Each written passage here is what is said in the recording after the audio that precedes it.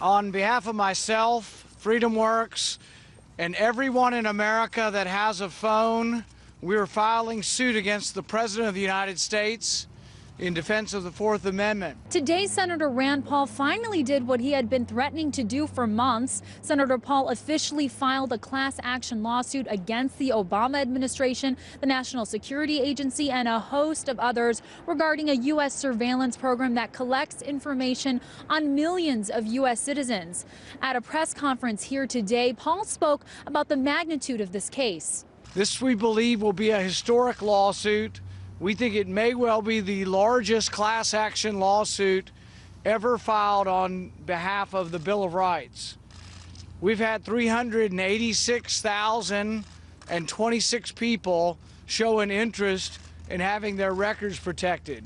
For the last few months, potential class action signatories have been volunteering to be a part of the lawsuit, signing up through websites like the Political Action Committee website RandPAC and through another website called defendthefourth.com. Another group that has been trying to push support for this suit is a libertarian organization called FreedomWorks. Now, Matt Kibbe, the president of FreedomWorks, is also a plaintiff in this lawsuit along with Senator Rand Paul.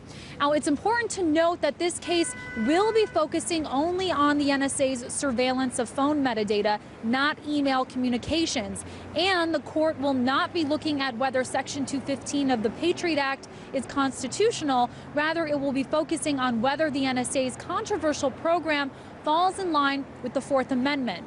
We will ask the question in court whether a single warrant can apply to the records of every American phone user all of the time, without limits, without individualization. Ken Cuccinelli, Virginia's former attorney general, is serving as the lead counsel for the case.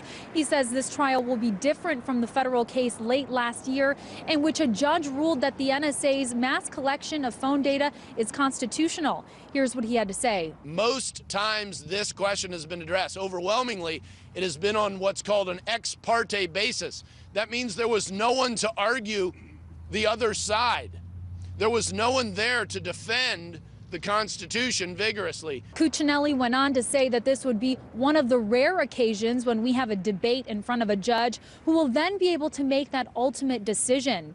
Both Cuccinelli and Senator Rand Paul said they were very optimistic this case would go to the Supreme Court, but that it could take several years before it reaches that level.